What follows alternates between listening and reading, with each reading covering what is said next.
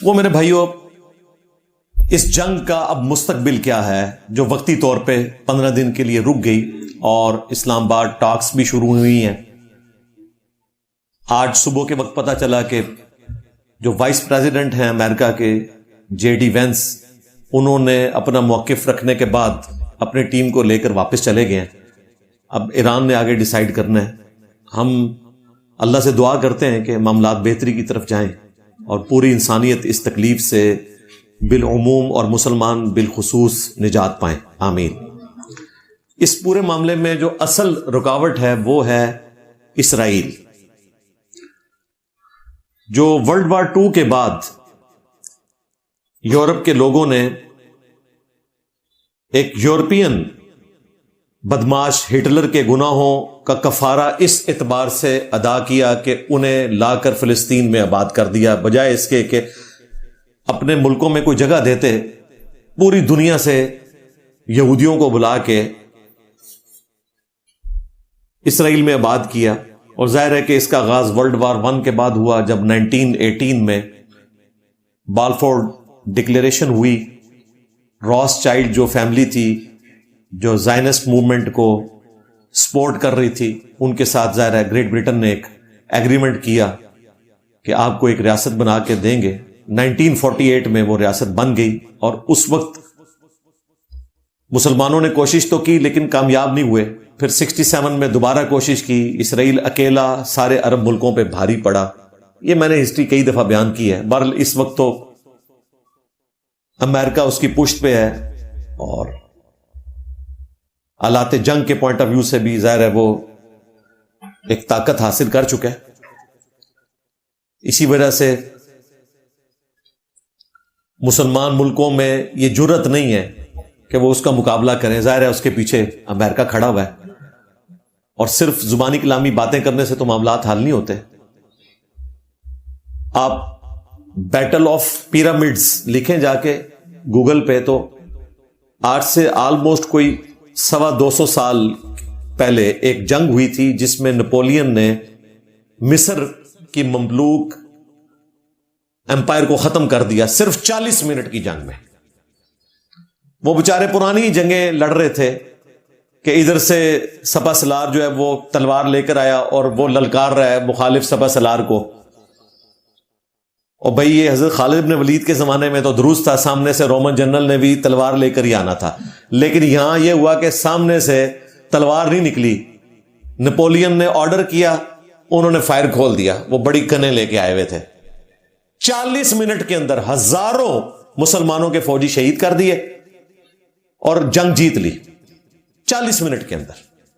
Battle of pyramids آپ لکھیں، یہ وہی ایوبی ڈائنسٹی میں سے چل رہی تھی مملوک امپائر جو ختم کر دی. تو ظاہر ہے اسلحے کے بغیر یہ ممکن نہیں ہے. میں بارہا اس کو ٹاپک بناتا رہتا ہوں، قرآن پاک کی وہ آیت کوٹ کرتا رہتا ہوں، وَأَعِدُّوا لَهُم مَّا اسْتَطَعْتُم مِّن قُوَّةٍ وَمِن رِّبَاطِ الْخَيْلِ. خوب تیاری کر کے رکھو آلات جنگ کے ذریعے اور پلے ہوئے گھوڑوں کے ذریعے اپنے مخالفین کے خلاف. اس زمانے میں پلے ہوئے گھوڑے تھے کیونکہ اونٹ کے مقابلے پہ وہ تیزی سے حملہ کر کے واپس آ سکتے تھے. اس زمانے میں ظاہر ہے لیٹسٹ جو اسلحہ ہے، ایئر فورس تو اتنی ڈومیننٹ ہے، میزائل ٹیکنالوجی، صحیح مسلم میں حدیث ہے، آگاہ ہو جاؤ طاقت پھینکے ہوئے ہتھیاروں میں ہے، طاقت پھینکے ہوئے ہتھیاروں میں ہے. یہ کینٹ ایریا میں آپ کو آرٹلری جہاں پہ ہوگی نا وہاں پہ آپ کو یہ حدیث لکھی ہوئی نظر آئے گی. آج بھی ویلڈ ہے. اس زمانے میں تیر تھے، آج کے زمانے میں میزائل ہیں، ایئر فورس ہے، طاقت پھینکے ہوئے ہتھیاروں میں. تو یہ تو آپ نے تیاری کر کے رکھنی ہے، اس کے بغیر آپ جنگوں کو نہیں جیت سکتے. فضائے بدر پیدا کر، پھر وہ شعر سنانا شروع کر دیتے ہیں. اللہ کے بندو، فضائے بدر قیامت تک دوبارہ پیدا نہیں ہو سکتی، کیونکہ فضائے بدر کے پیدا ہونے کے لیے محمد رسول اللہ صلی اللہ علیہ وآلہ وسلم کا دنیا میں میدان جنگ میں موجود ہونا ضروری ہے. اگر یہ پیدا ہونی ہوتی تو جنگ یرموک میں پیدا ہو جاتی. رومن امپائر کے خلاف ہزاروں مسلمان شہید ہوئے، پھر جا کے جنگ جیتی.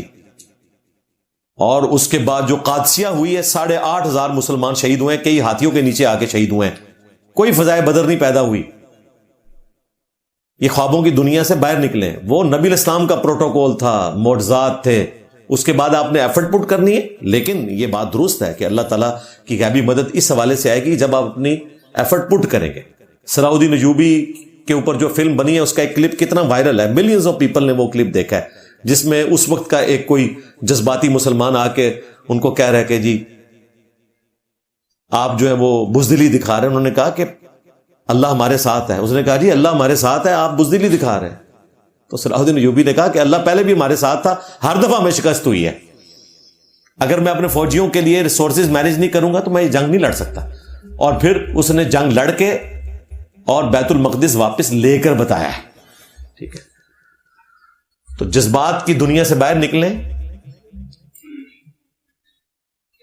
عقل جو ہے اس کو استعمال کریں اور جذبات سے مدد لیں. آپ جذبات کے گھوڑے کے اوپر عقل کی سواری کروائیں اور باغیں جو ہیں وہ عقل کے ہاتھ میں ہوں, پھر آپ انشاءاللہ کامیاب ہوں گے. بہرحال مسلمان ملکوں میں سے صرف ایک ملک ہے جو بےچارہ تھیندے تھیندے تھیں گیا, وہ ہے UAE. وہ پریکٹیکلی اس وقت بقول ہمارے بھائی فیصل وڑائے صاحب کے کہ بیبی کا بیبی بن چکا ہے. ہاں, اسرائیل بیبی ہے امریکہ کا اور UAE بیبی ہے اسرائیل کا. چاہتے نہ چاہتے ہوئے, بدنیتی نہیں ہے, بس تھیندے تھیندے تھی گئے. ہم بڑے امپریس تھے ان لوگوں کی ترقی سے, آج وہ ترقی کہاں پڑی ہوئی ہے. اور مجھے دکھ ہے, ذہن میں رکھیے گا, آج بھی آلموسٹ 19 لاکھ پاکستانی UAE میں جاب کر رہے ہیں. ہم نہیں چاہتے ان کی جابز ختم ہو. UAE پھلے پھولے ترقی کرے لیکن ہوش کے ناخن بھی لے. امریکہ کے اوپر اپنا دفاع نہ چھوڑ دے, خود بھی کچھ کرے. ٹھیک ہے, اسرائیل کو انہوں نے تسلیم کیا, ان کا رائٹ تھا. اس کے بعد جو کچھ بھگت رہے ہیں وہ خود بھگتیں گے. ہمارا موقف تو یہ ہے کہ جب تک اسرائیل الگ سے فلسطین کی ریاست کو تسلیم نہیں کرتا, 2 اسٹیٹ سولوشن جو UNO سے اپروو ہے, اس وقت تک اسرائیل کو ریاست کے طور پر تسلیم کرنا مسلمانوں کے ساتھ نہیں, انسانیت کے ساتھ غداری ہے. اور میں سلوٹ کروں گا محمد بن سلیمان کو اس پورے سینیریو میں, باوجود اس کے کہ کافی گالیاں کھانی پڑی سعودی عرب کو, اپنے عوام سے بھی, مخالفین سے بھی. 1000 سے زیادہ حملے کیے ایران نے, پاکستان کے کہنے پہ انہوں نے صبر دکھایا. ویسے کل پاکستان کی ایئر فورس کے طیارے وہاں پہنچ چکے ہیں, ان کے وزیر دفاع نے باقاعدہ پوسٹ لگائی ہوئی ہے. اللہ خیر کرے کہیں معاملات اور طرف نہ چل پڑیں. بہرحال اسرائیل کا شکریہ کہ آپ تک پہنچنے کے لیے اتنا لمبا راستہ آپ نے طے کروا دیا کہ اللہ تعالیٰ نے اب ہمیں سعودی عرب میں اڈے دے دیے ہیں تاکہ پاکستانی ایئر فورس کو کبھی اسرائیل جانا پڑے تو زیادہ محنت نہ کرنی پڑے. لو سامو, ہاں میں تو اس کو بھی پازیٹیو دیکھ رہا ہوں. یہ بھی واللہ خیر الماکرین, اللہ کی خفیہ تدبیر ہے. یہاں سے پاکستان کا جانا بڑا مشکل تھا, سعودیہ سے جانا تو کوئی مشکل نہیں ہے. ریفیولنگ کی بھی ضرورت نہیں پڑے گی اور نہ ہمیں کوئی بحری بیڑے کی ضرورت پڑے گی کہ وہاں سے ہمارے جہاز اڑیں. سعودی عرب میں ہمارے پاس الحمدللہ ایئر بیسز موجود ہوں گی. تو محمد بن سلمان کو سلوٹ ہے جی, جس طریقے سے انہوں نے صبر کا مظاہرہ کیا. اور آپ دیکھیں یہ پیس ٹریٹی کی طرف جب بات جانا شروع ہوئی ہے تو سب سے پہلے محمد بن سلمان کے کہنے پر سعودی عرب کے وزیر خارجہ نے خود فون کیا ہے ایران کے وزیر خارجہ کو, عباس اراکچی صاحب کو. تو پازیٹیو سائن ہے. سعودی عرب نے جو اڈے بنائے ہوئے تھے وہ اسرائیل کے خلاف نہیں تھے, بیسیکلی ایران سے بچنے کے لیے تھے. تو اب ایران اور سعودی عرب ایک دوسرے کے قریب آ گئے. اس کے پیچھے ریزن یہ ہے کہ سعودی عرب اسرائیل کے معاملے میں وہی موقف رکھتا ہے جو اس وقت باقی سارے مسلمانوں کا ہے کہ ہم نے ان کو تسلیم نہیں کرنا 2 اسٹیٹ سولوشن کے بغیر. اور محمد بن سلمان نے, آپ کو پتہ ہے, حضرت ٹرمپ کے سامنے بیٹھ کے بھی 2 اسٹیٹ سولوشن کی بات کی تھی. اور یہ ایک سمجھ لیں ماں بہن کی گالی ہے امریکہ اور اسرائیل کو. اسی وجہ سے پھر حضرت ٹرمپ نے پچھلے دنوں بدلہ لیا جو محمد بن سلمان کے بارے میں بلو دی بیلٹ کامنٹس پاس کیے ہیں. خود ہی ذلیل ہوا ہے.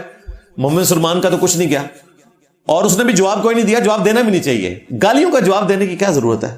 پوری دنیا لان تان اسی کے اوپر کر رہی ہے کہ ایک ملک کے سربراہ کو جو سپر پاور ہے وہ ایک دوسرے سربراہ کے بارے میں اس طرح کی سٹیٹمنٹ دے رہا ہے. اور میں نے پہلے بھی عرض کیا کہ دنیا میں دو ہی بندے ہیں جو حضرت ٹرمپ کی زبان سے بچے ہوئے ہیں, ایک ہمارے پرائم منسٹر صاحب اور دوسرے ہمارے فیلڈ مارشل صاحب. باقی کوئی دنیا کا بندہ نہیں انہیں چھڑیا, چاہے فرانس دا پریزیڈنٹ ہوئے وہ بارے تو انہیں او کیا ہے کہ اللہ معافی دے. ہاں,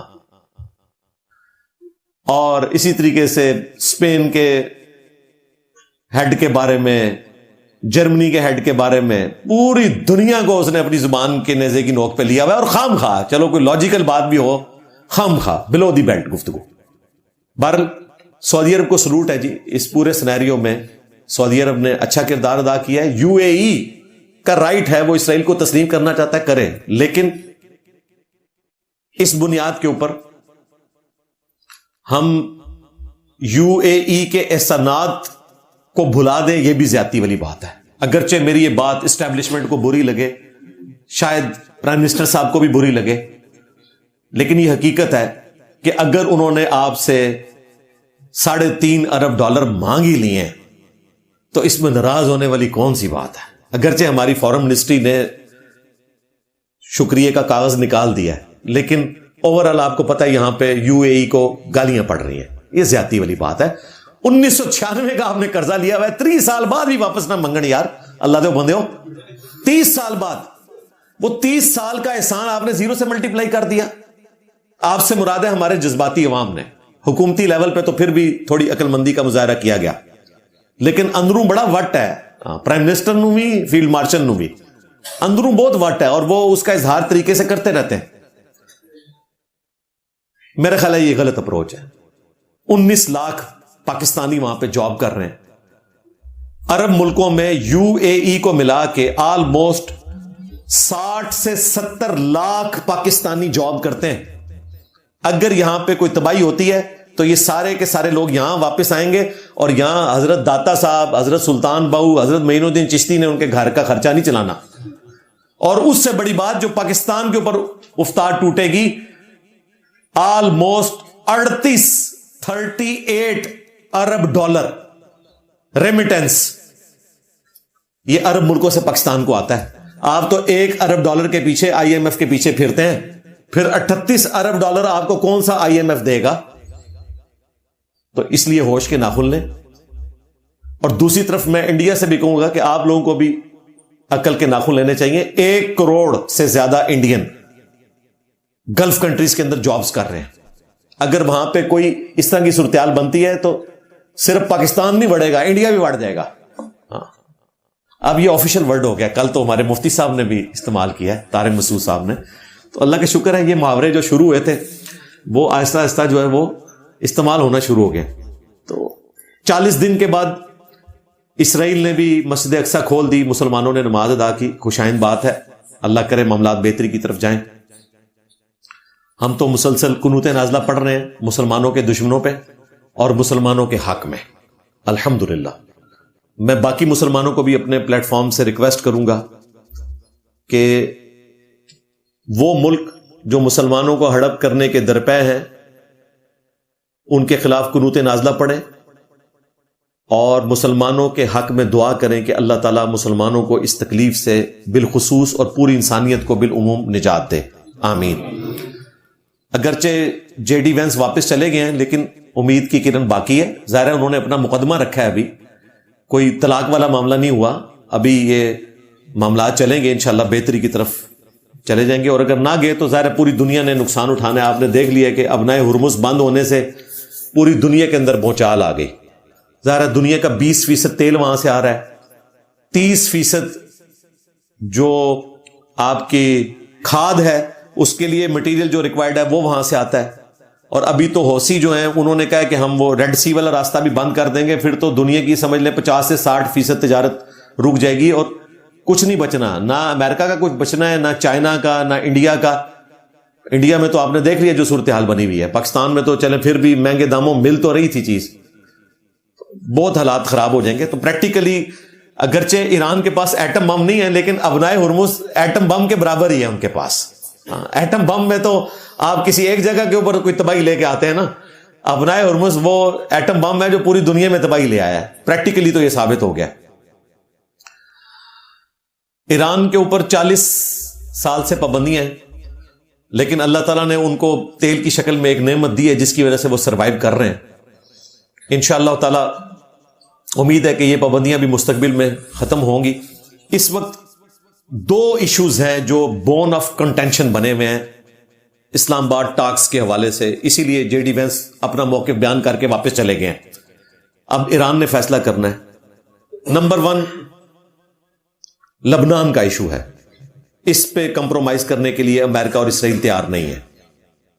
ان کا موقف یہ ہے کہ لبنان کی جو حکومت ہے وہ تو امن کے ساتھ رہنا چاہتی ہے, لیکن وہاں پر جو جہادی تنظیم ہے وہ حالات کو خراب کر رہی ہے, تو آپ اس کو کنٹرول کریں. اس لیے اسرائیل اور لبنان کی ٹاکس بھی شروع ہو گئی ہیں امریکہ میں. اللہ کرے وہ ٹاکس بھی کوئی حتمی انجام تک پہنچے. دوسری طرف ظاہر ایران کی پراکسی ہے. آپ ذرا اسرائیل اور امریکہ کی جگہ کھڑے ہو کر دیکھیں, پھر آپ کو ذرا اندازہ ہوگا کہ اسرائیل اور امریکہ کی جو ڈیمانڈ ہے لبنان کی ایک جہادی تنظیم کے حوالے سے وہ کس حد تک ویلڈ ہے. اس تکلیف سے ہمیں بھی گزرنا پڑ رہا ہے ٹی ٹی پی کی شکل میں. ظاہر ہے جب اس طرح سٹیٹس بنی ہوئی ہوتی ہیں تو پھر معاملات کسی اور نظر سے دیکھے جاتے ہیں, جبکہ لبنان کی حکومت خود بھی چاہتی ہے کہ ان کو لمیٹڈ ہونا چاہیے. خیر ہم اپنا کوئی موقف نہیں رکھ رہے. میں آپ کو دونوں طرف کا, وہ ہمارے استاد غامدی صاحب کہتے ہیں نا کہ میں ان کی جگہ کھڑے ہو کے آپ کو بتا رہا ہوں کہ یہ صورتحال ہے. سوچنے کے لیے ایک ٹاپک دے رہا ہوں. تو ایک مسئلہ ہے لبنان کا, اور اس میں بھی اس جہادی تنظیم کا مسئلہ ہے, اور دوسرا ہے انریچمنٹ آف یورینیم. وہ کہتے ہیں آپ نے یورینیم کو, پہلے تو وہ کہتے تھے آپ نے اس کو زیادہ انریچ نہیں کرنا, اب وہ کہہ رہے ہیں آپ نے رکھنا ہی نہیں ہے, کسی نیوٹرل ملک کے پاس رکھوا دیں, رشیا کے پاس, چائنا کے پاس. آپ کو ہم نے جو پیسفل پرپس کے لیے اٹامک انرجی حاصل کرتے ہیں بجلی بنانے کے لیے, اس کی بھی اب اجازت نہیں ہے, جو پہلے وہ دینے کے لیے تیار تھے 2025 میں. اب وہ اس سے بھی پیچھے ہٹ گئے. اس میں کوئی درمیان کی راہ نکل سکتی ہے, وہ بھی اس لیول پہ کہ اسی سٹیج پہ واپس, لیکن امریکہ آنے کے لیے تیار نہیں. یہ 2 بڑے مسئلے ہیں جی, لبنان کی جہادی تنظیم اور یورینیم. 3 مسئلے ایسے ہیں جو ریزالو ہو سکتے ہیں. تو یہ ٹوٹل 5 مسائل ہو گئے. 2 تو میں نے بتایا یہ کریٹیکل ہیں, یہ سالو نہ ہوئے تو یہ معاملات سیٹل ڈاؤن نہیں ہونے. جو 3 مسئلے ریزالو ہو سکتے ہیں اس میں پہلے نمبر پہ ایران کا جو میزائل پروگرام ہے اس کو وہ لمیٹڈ کرنا چاہتے ہیں کہ آپ اتنی لمبی لانگ رینج کے میزائل نہ بنائیں جس سے امریکہ کو یا اس کے اتحادیوں کو کوئی خطرہ ہو. ویسے اتحادی تو اب ویسے ہی نیٹو تو آلموسٹ آپ سمجھیں کہ ایک زندہ لاش ہی ہے. بہرحال زیادہ لانگ رینج وہ چاہتے ہیں کہ آپ نہ بنائیں. اس پہ شاید ایران مان جائے کہ ٹھیک ہے اسرائیل تک تو ہمیں بنانے دیں, کیونکہ اس سے تو ہماری دشمنی ہے, اس سے لمبے ہم نہیں بناتے. وہ تو پاکستان کے پاس بھی انٹر کانٹیننٹل بیلسٹک میزائل والا معاملہ ابھی اس لیول پہ نہیں ہے. اور ایران نے بھی جو سنا ہے ہم نے کہ نارتھ کوریا سے لیا ہے, لیکن یہ کوئی کنفرم نہیں ہے. دوسرا ابنائے ہرمز والا معاملہ وہ بھی ایران کھول دے گا. ظاہر ہے وہ انٹرنیشنل واٹرز ہیں, اس پہ ایران کوئی ٹیکس بھی نہیں لگا سکتا. نہر سوئز کی مثال دینا غلط ہے, وہ مین میڈ ہے. پناما کینال مین میڈ ہے, اس کے اوپر خرچہ ہوتا ہے. یہ قدرتی راستہ ہے, یو این او کے تحت آپ قدرتی راستے کو نہیں روک سکتے. نہ ایران نے پہلے روکا ہوا تھا, یہ امریکہ نے پنگا کیا. آپ دیکھیں بات شروع ہوئی تھی رجیم چینج سے اور ختم ہوئی ہے جی ابنائے ہرمز کھول دیں. لو سامو کتوں گل شروع ہوئی تھی اور رجیم چینج اپنی کروا لی ہے, اپنے جرنیل فارغ ہو گئے. اگلے الیکشنوں میں شاید ٹرمپ صاحب بھی اڑ جائیں. اس جنگ کے بعد تو ویسے ہی ان کی پوزیشن کمزور ہو چکی ہوئی ہے. تو ابنائے ہرمز کے اوپر ایران مان جائے گا, کوئی ایسا مسئلہ نہیں. اور تیسری چیز جو ہے وہ ایران ڈیمانڈ کر رہا ہے کہ آپ نے 3,30,000 گھر تباہ کر دیے. زندگی میں انسان اتنی ایفرٹ کر کے بڑی مشکل سے ایک مکان بناتا ہے, تو ان لوگوں کے مکانوں کا کیا بنے گا؟ یہ اربوں ڈالر کا خرچہ ہے. اور ظاہر ہے کہ ایران تو ڈیفینسو پوزیشن پہ تھا, اٹیک تو امریکہ نے کیا ہے, تو خرچہ امریکہ کو دینا ہے. تو اس کے لیے وہ کہہ رہے ہیں کہ ابنائے ہرمز کے اوپر ہم ٹیکس لگائیں گے, وہاں سے ہم اپنے گھر بنائیں گے, یا پھر ہمارے جو اثاثے آپ نے فریز کیے ہیں ان کو ڈی فریز کریں. صرف فرانس کے اندر $50 ارب کے اثاثے ہیں ایران کے, اور وہ انقلاب ایران کے وقت کے فریز ہوئے میں $50 ارب. ہمیں $1 ارب کے لیے IMF کی محنت مارنی پڑتی ہے, اور یہ صرف فرانس کی بات ہو رہی ہے. پوری دنیا کے ملائے جائیں تو $100 ارب سے زیادہ ایران کے اثاثے ڈالرز کی شکل میں, پراپرٹی کی شکل میں اس وقت فریز ہوئے میں. لہذا دنیا میں ایسا نہیں ہوتا کہ IMF قرضہ واپس مانگے تھے تسی کہ وہ آیا جے غوری. ایران نہیں کھلوا سکا, 40 سال ہو گئے. فرانس کے یوز میں وہ اثاثے, کرایہ بھی کوئی ایران کو نہیں ملتا. دنیا میں ایسے معاملات نہیں چلتے.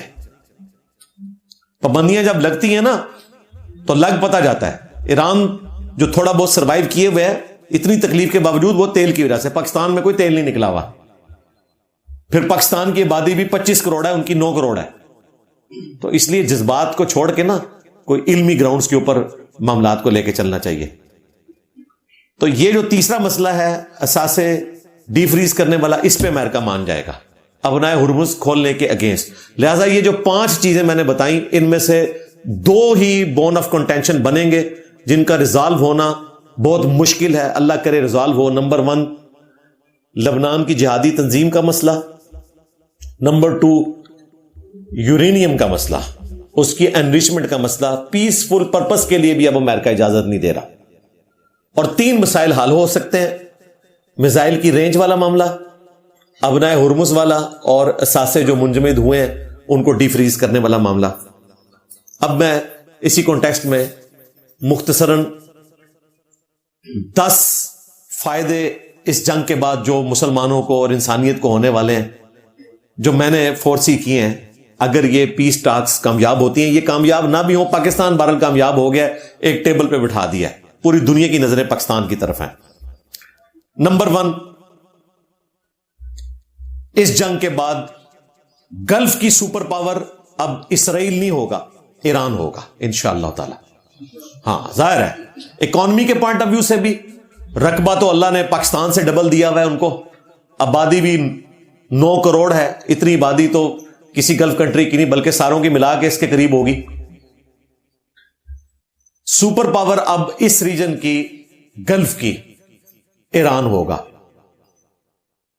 دوسرا فائدہ, سعودی عرب اب محفوظ ہو جائے گا انشاءاللہ تعالی, کیونکہ سعودی عرب نے جو پازیٹیو رول ادا کیا اس جنگ میں کہ 1000 سے زیادہ حملے سعودی عرب کے اوپر ہوئے, جواباً انہوں نے پاکستان کے کہنے پہ ایک حملہ بھی نہیں کیا ایران کے اوپر. الٹا محمد بن سلمان نے اپنے وزیر خارجہ کے ذریعے ان کے وزیر خارجہ عباس اراکچی صاحب کو باقاعدہ فون کیا ہے یہ پیس ٹاکس کے حوالے سے. لہذا محمد بن سلمان کی بھی قربانی ہے, اس نے واقعتاً ایک مسلمان ملک کے لیڈر ہونے کا ثبوت دیا. اور پھر پاکستان کے ساتھ دفاعی معاہدہ تو ہے. اب تو پاکستان کی ایئر فورس بھی, کل ان کی وزارت دفاع کی طرف سے پوسٹ آئی ہے کہ پاکستان کے پائلٹس بھی اور جہاز بھی جو ہیں پہنچ چکے ہیں سعودی عرب کی حفاظت کے پوائنٹ آف ویو سے, کیونکہ اسرائیل بھی کوئی فالس فلیگ آپریشن کر سکتا ہے نا.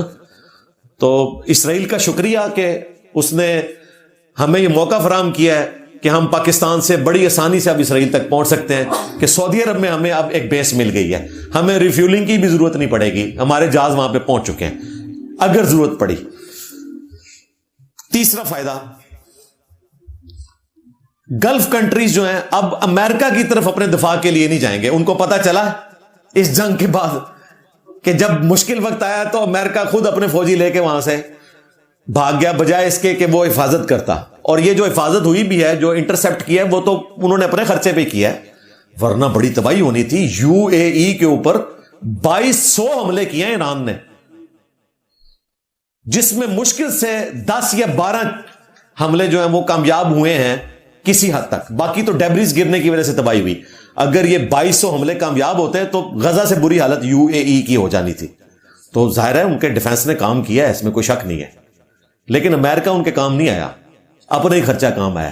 امید ہے کہ اب یہ ملک دفاعی معاہدہ پاکستان کے ساتھ کریں گے کیونکہ پاکستان نہ صرف عرب ملکوں کے کام آیا بلکہ ایران کے بھی کام آیا اس حوالے سے کہ ایٹ لیسٹ ایران کو بڑی تباہی سے بچایا، عرب ملکوں کو بڑی تباہی سے بچایا، ایک دوسرے کو ٹھنڈا رکھا تاکہ یہ معاملات آگے نہ بگڑے۔ چوتھا فائدہ، سو کالڈ جو ابراہیم اکارڈ تھی اس کا معاملہ تو اب بڑھ گیا انشاءاللہ تعالی۔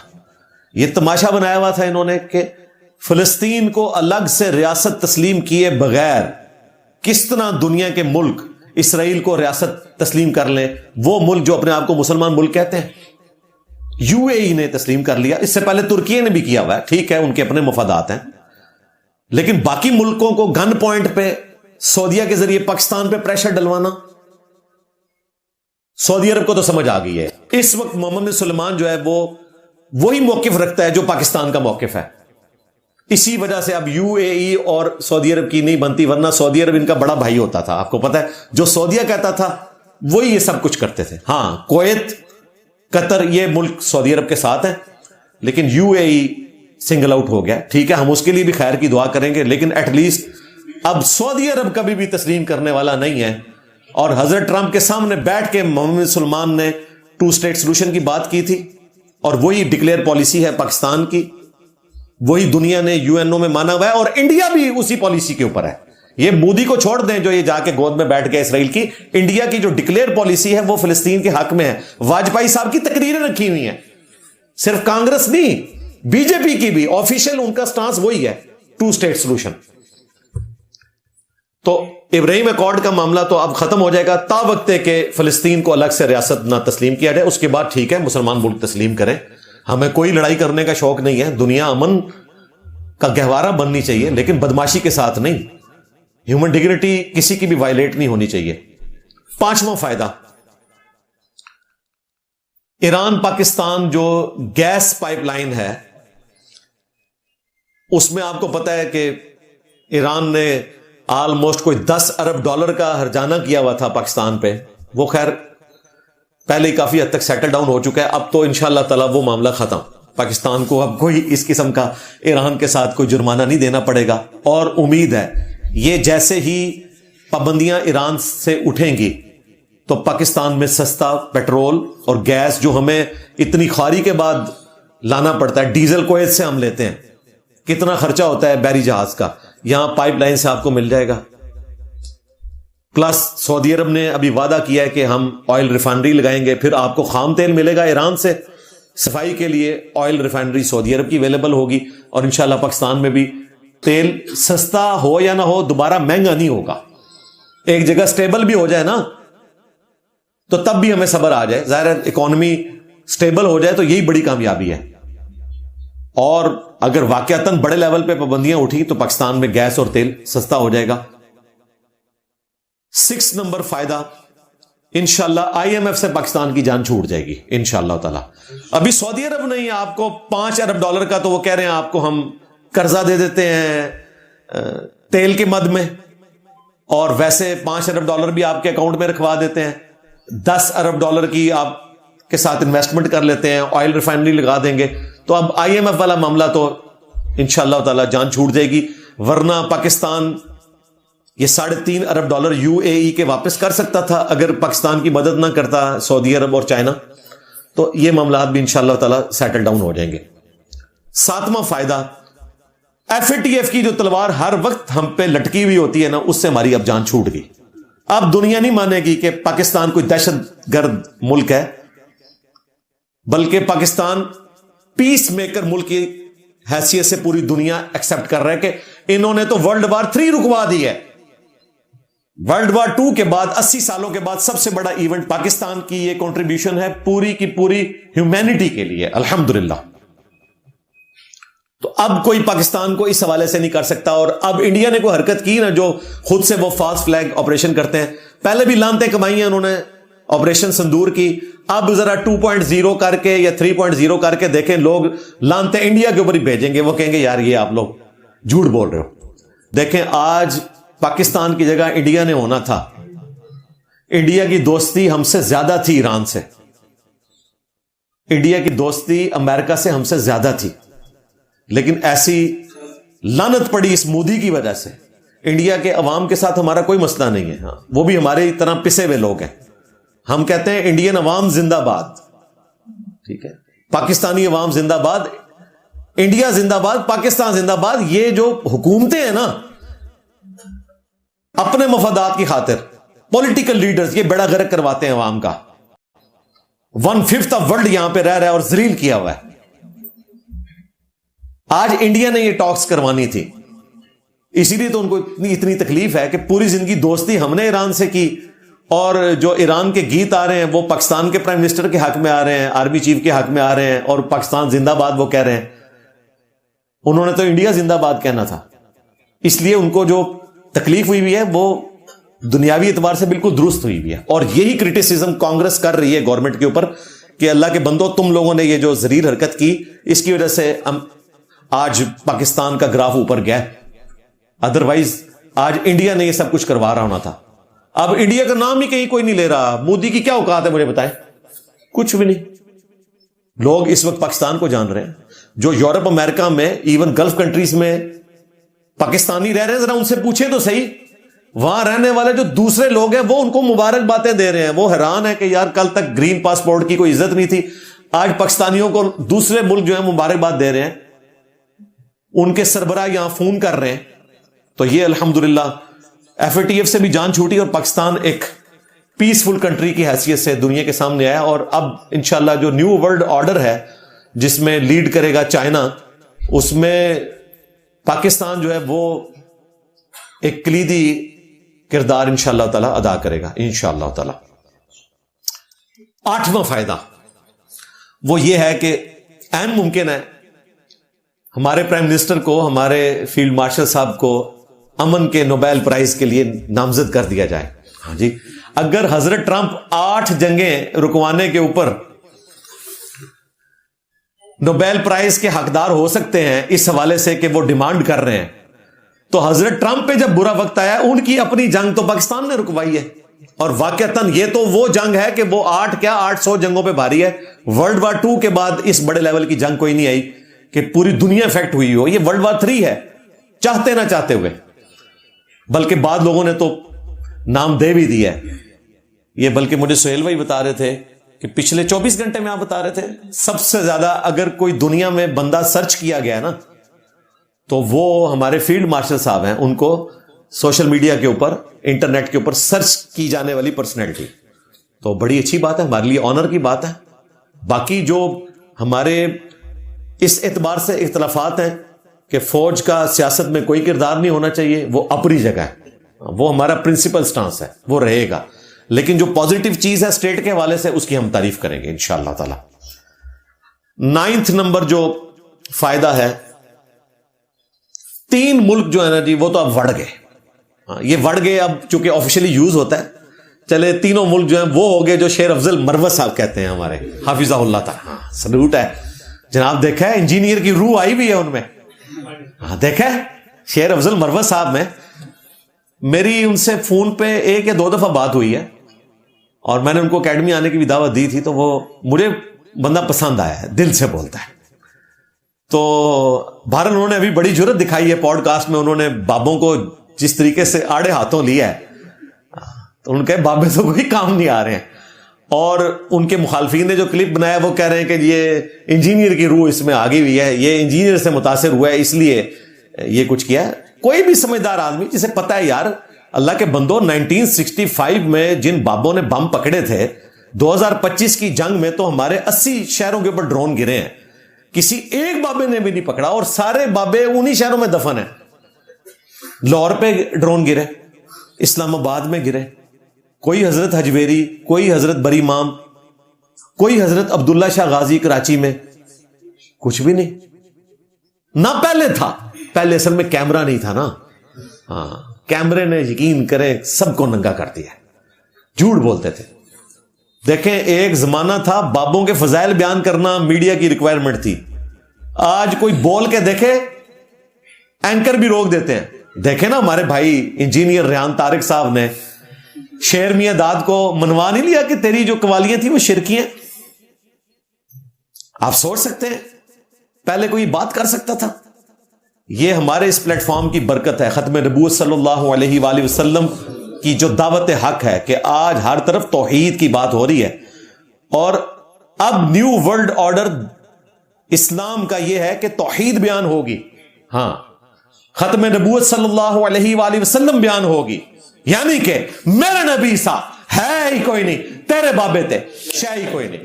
تو یہ اللہ کے فضل سے تبدیلی آئی ہوئی ہے. تو 3 ملک تو بھائی وڑ گئے. نمبر 1 اسرائیل ٹھک گیا، نمبر 2 انڈیا ٹھک گیا. انڈیا کی عوام سے ہم محبت کرتے ہیں، اللہ کرے کانگریس کی حکومت آئے، ٹھیک ہے. اور ان یوٹیوبرز کو میں سلوٹ کرتا ہوں جو ایران کے ساتھ کھڑے ہوئے اپنی حکومت کے ساتھ دشمنی لے کے، پاکستان کے ڈیجیٹل بندروں سے وہ بہتر ہیں. اور تیسرا ملک افغانستان گیا. یہ چوری کی اکانومی پہ چل رہا تھا، کچھ تو ویسے فیکٹ. افغان عوام نہیں، یقین کریں میری آنکھوں میں آنسو آ جاتے ہیں افغانیوں کے لیے. میں دعائیں کرتا ہوں، کتنا مشکل وقت ہے کہ بدماش ان کے اوپر حکمران بنے ہوئے ہیں. 4 کروڑ عوام کے اوپر 60,000 مولویوں نے قبضہ کیا ہوا ہے، استحصال کر رہے ہیں، ان کی بچیوں کو پڑھنے نہیں دیتے. یونیورسٹی میں، کالج میں میڈیکل کی تعلیم حاصل کرتے ہوئے ان کو تکلیف ہے، لیکن مسجد کے باہر وہ بھیک مانگ رہی ہیں بچیاں، جن کو کوئی ورگلا کے شاید بدکاری کے اوپر بھی مادہ کر لے، اس سے کوئی تکلیف نہیں ہے ان کو. اور کل کو ان کی عورتیں پریگننٹ ہوں گی، پھر یہ لیڈی ڈاکٹر مانگتے پھریں گے، پھر مرد علاج کریں گے تمہاری عورتوں کا، اگر عورتوں کو پڑھنے نہیں دو گے، ان کو ڈاکٹرز نہیں بننے دو گے. اور ادھر پاکستان کے ناک میں انہوں نے دم کیا ہوا ہے. اور کتنے نا بھائی تھوڑے 6,000 خودکش حملہ آور ٹھوکے ہیں نا ساڈی آرمی نے. میں ڈرا ہوا تھا، یقین کریں. میں جب اڈیالہ میں تھا تو میں خبریں دیکھتا تھا، اسی وقت یہ جنگ شروع ہوئی تھی اکتوبر کی. تو میں نے کہا یار اس وقت وہ بیان اس منوس کا آیا تھا جی 6,000 خودکش حملہ آور تیار کیے ہوئے، فلسطین فتح کرنے کے لیے نہیں، کشمیر فتح کرنے کے لیے نہیں، پاکستان میں مسلمانوں کو مارنے کے لیے. تو میں بڑا حیران تھا. اور پھر ان دنوں حملہ ہو بھی گیا اسلام آباد میں، کچہری کے اوپر اٹیک ہوا، اور اس کی وجہ سے مجھے بھی خطرہ تھا کہ میری بھی بیل ڈیلے نہ ہو جائے، لیکن شکر ہے کہ وہ بیل سنی گئی، بال وہ ریجیکٹ ہو گئی، لیکن ایک سٹیپ تو طے ہو گیا سیشن کورٹ میں. ہاں پھر اس کے بعد امام بارگاہ کے اوپر حملہ ہوا. تو میں ڈرا ہوا تھا کہ اب یہ بنے گا کیا. پھر پاکستان نے جب ٹھوکا ہے ان کو ایئر فورس کے ذریعے، تو دیکھ لیں کوئی خودکش حملہ ہوا نہیں ہے. اس کا مطلب ہے کہ یہی کر رہے تھے، بندے کے پتر بن گئے نا. حالانکہ ہم تو ایکسپیکٹ کر رہے تھے کہ اب روزانہ ایک دھماکہ ہوا کرے گا، لیکن وہ آئے ہیں نا قابو. تو اللہ کا شکر ہے ان کو اب سمجھ آ رہی ہے. ایک طرف سے تو یہ تکلیف کاٹ رہے ہیں نا تجارت کی، کہ ان کو گوشت یہاں سے جاتا تھا، گندم یہاں سے جاتی تھی، مسالے یہاں سے جاتے تھے. تکلیف عوام کاٹ رہی ہے ان مولویوں کی وجہ سے. عوام کے ساتھ مجھے ہمدردی ہے، یقین کریں. مجھ پہ ہوتا کبھی حالات نہ ہوتے، میری تو خواہش نہیں تھی کہ بیچارے یہاں سے جاتے بھی. 12 لاکھ لوگ جو گئے، ٹھیک ہے اپنی عزت کے ساتھ روٹی کما رہے تھے، ان مولویوں کی وجہ سے یہ ذلیل ہوئے ہیں. ظاہر پاکستان کی مجبوری تھی. خیر اب آفیشیل طریقے سے لوگ واپس آ رہے ہیں، یہاں کروڑوں کے بزنس ہیں. یہ نہیں ہے کہ وہاں پہ پاکستان نے ان کو اجازت دی ہے، ویزا لگوا کے باقاعدہ آ رہے ہیں واپس. الحمدللہ وہ پاکستان نے بالکل کوئی کٹی نہیں کر دی. عوام کے ساتھ تو ترس کھا رہے ہیں. D G I S P R بھی بار بار کہتے ہیں کہ عوام کے ساتھ کوئی مسئلہ نہیں ہے، ان مولویوں کے ساتھ مسئلہ ہے. تو یہ افغانستان نے تو اپنا بیڑا غرق کروایا. اور دوسری طرف عرب کنٹریز ان کو سپورٹ کرتے تھے. قطر ان کو کتنے ارب ڈالر دیتا ہے، تو وہ اب عرب ملک جو ہیں وہ کریں گے جو پاکستان چاہے گا. ہاں لہذا وہاں سے بھی ان کی فائنینشل سپورٹ بند ہوگی، یہاں سے تجارت والا. تو پھر یہ انسان کے بچے بنیں گے. انہوں نے قطر میں جو ایگریمنٹ کیا تھا اس میں طے کیا تھا کہ یہ اپنے ملک میں الیکشن کروائیں گے، کوئی نہیں کروائے. عورتوں کی تعلیم پہ پابندی ختم کریں گے. آج 5 سال ہو گئے ہیں کوئی پابندی ختم نہیں کی ہے. تو انہوں نے بھی خیانت کی ہوئی ہے اپنے عہد کے ساتھ جو انہوں نے کیا تھا. اب ان کو سپورٹ کون کر رہا ہے؟ امریکہ ان کو تھوڑے سے پیسے دیتا ہے، ان کی اکانومی چل رہی ہے. کچھ چائنا سپورٹ کر دیتا ہے، اور زیادہ سپورٹ ملتی ہے عرب کنٹریز سے، وہ بھی ان کی ختم. تو یہ 3 ملکوں کے لیے میسج ہے اس جنگ کے بعد. اس جنگ میں سے یہ فائدہ نکل آیا، خواہ یہ جنگ رکے یا نہ رکے، 3 ملک ٹھک گئے ہیں. انہوں نے اپنے آپ کو خود ٹھوک لیا ہے، اسرائیل، انڈیا اور افغانستان. اور 10 نمبر فائدہ جو اس میں سے نکلا ہے،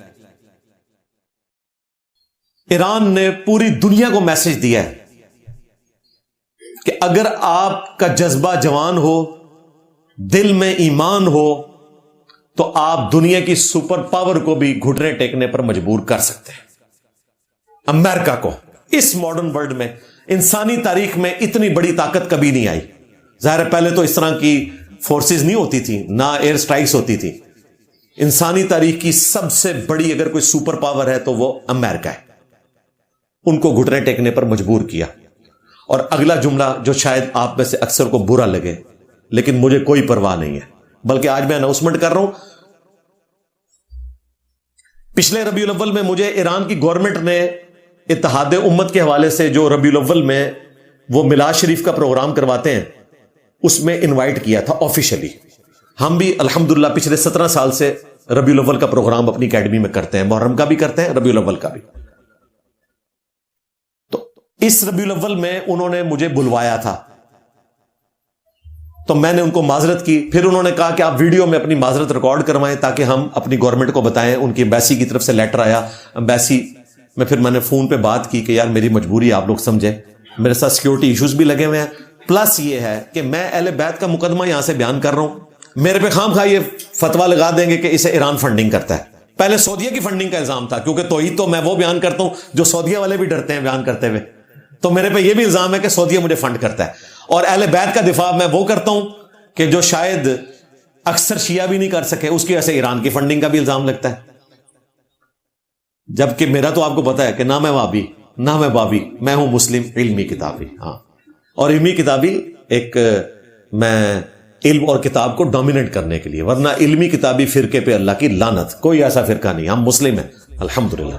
تسی بھی مت کرو کہ وہ دیوبند اہل حدیث شیعہ فرقے تے بھی لعنت، ہاں بولو وہابی فرقے تے نہیں، میں آپ کو نہیں کہہ رہا، ہم نہیں، ان کو میں کہہ رہا ہوں۔ ہاں، جو کہتے ہیں نا نہیں انجینئر صاحب نے فرقہ بنایا ہے، تو اگر یہ میرا فرقہ ہوتا تو میں لعنت تو نہ بھیج رہا ہوتا۔ تسی بھی اپنے فرقے تے لعنت بھیج کے دسو نا، یہ مطلب تسی فرقہ ہو، جیڑا بھیج دے گا لعنت وہ فرقہ نہیں ہوئے گا۔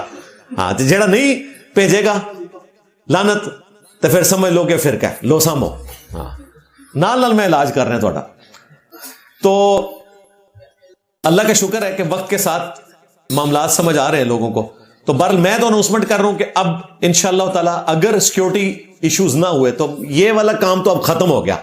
اب کوئی بول کے بتائے کہ فلاں ایران کا ایجنٹ ہے، فلاں سعودیہ کا ایجنٹ ہے، فلاں سنیوں کا ایجنٹ ہے، فلاں رافضیوں کا ایجنٹ ہے۔ دیکھ لیں جنہوں نے یہ رٹ لگائی ہوئی تھی، حضرت معاذ اللہ ناشتے والی سرکار، کیا ہو رہی ہے ان کے ساتھ، ٹھیک ہے۔ تو اب مجھے کوئی پرواہ نہیں ہے، نیکسٹ ایئر اگر حالات فیوریبل ہوئے تو انشاءاللہ میں تو اب لازمن جاؤں گا انشاءاللہ تعالیٰ۔ اب مجھے کوئی پرواہ نہیں ہے، کیونکہ اب دنیا کو اسرائیل نے ایک پیج پہ لا کے کھڑا کر دیا اس حوالے سے کہ سنی شیعہ اختلاف جو پچھلے آلموسٹ 1350 سال سے ختم نہیں ہو سکا تھا، انہوں نے ظلم کیا ایران کے ساتھ، فلسطین کے ساتھ، پوری دنیا کے مسلمانوں کو ایک جگہ اکٹھا کر دیا۔ اور ایسا اکٹھا کیا ہے کہ آج دنیا میں 80% مسلمان نان عربی ہیں، صرف 20% جو ہیں وہ عربی ہیں، اور نان عربک اسلام کو آن کر رہے ہیں، کہہ رہے ہیں عربیوں تسی فارغ ہو۔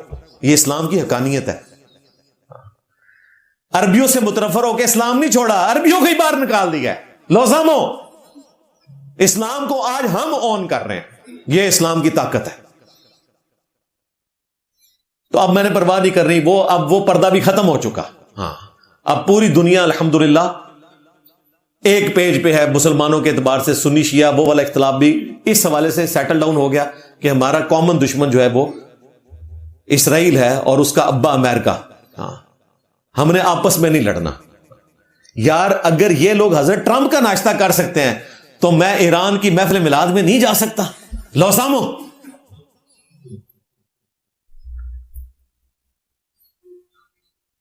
اور وہ بات جو میں نے کہا تھا آپ کو بری لگے گی، وہ یہ والی نہیں ہے، یہ بھی بری لگی ہے۔ اصل بات کہ ہم سینکڑوں سال سے کہہ رہے تھے کہ یا اللہ ہمیں کوئی اچھا حکمران، مسلمانوں کا لیڈر عطا فرما۔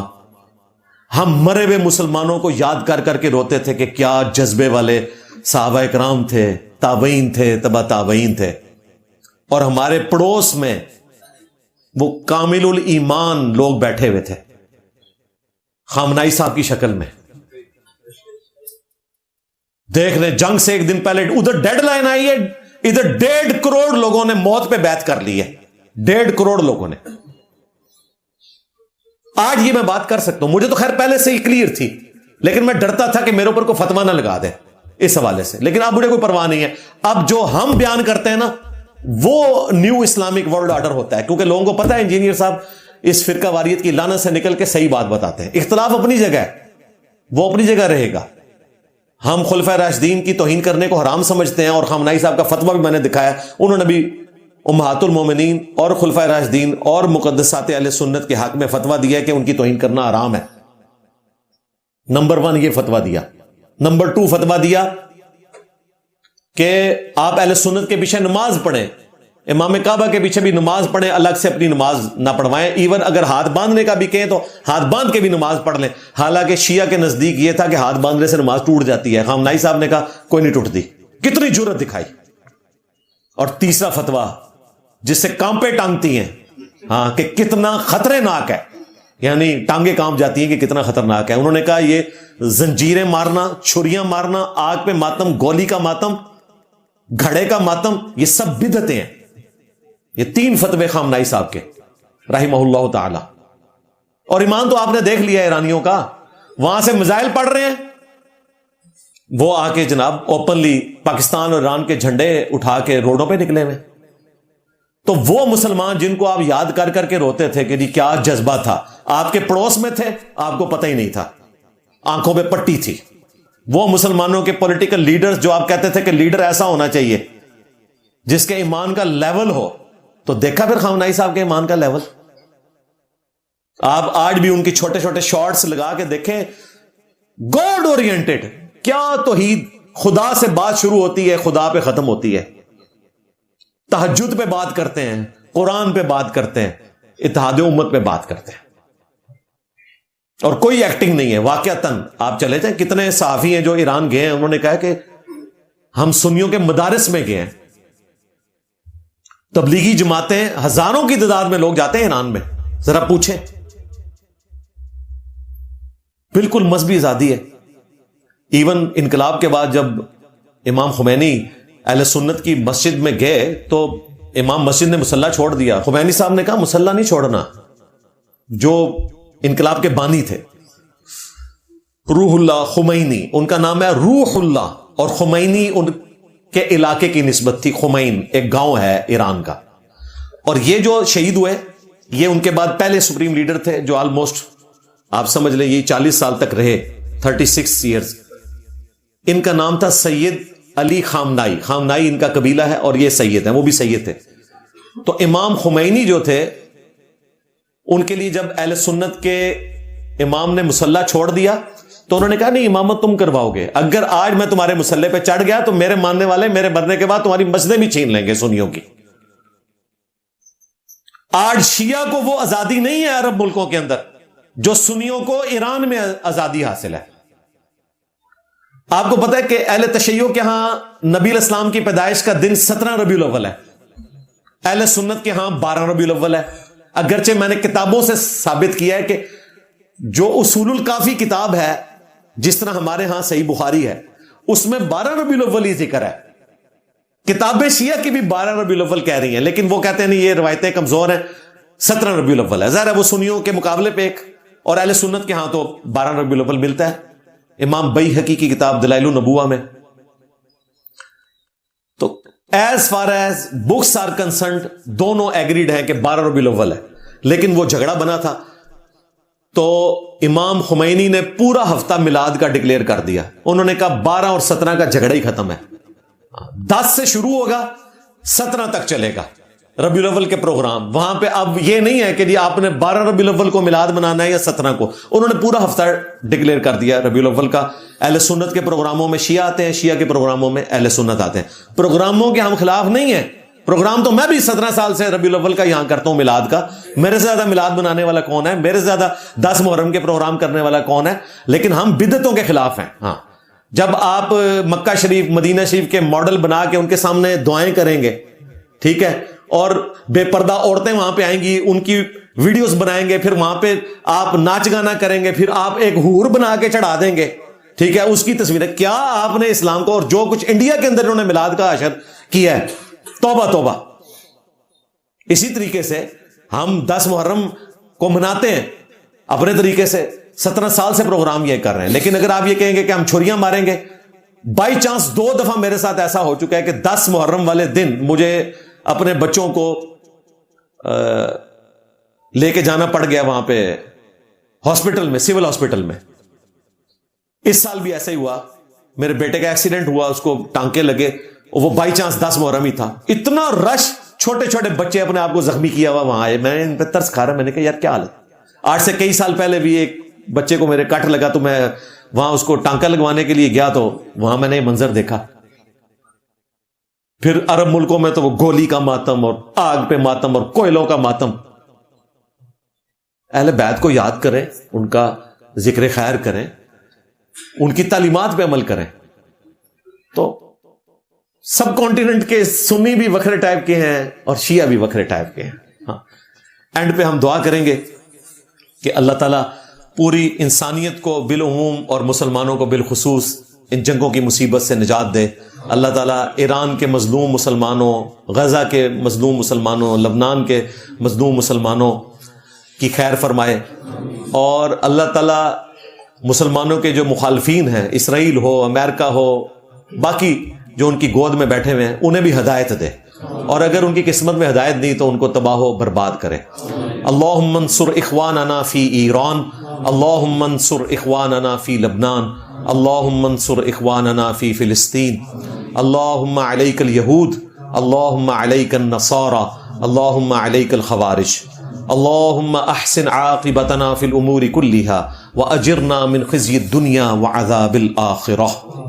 اللہم انا نجعلک فی نحورہم ونعوذ بک من شرورہم.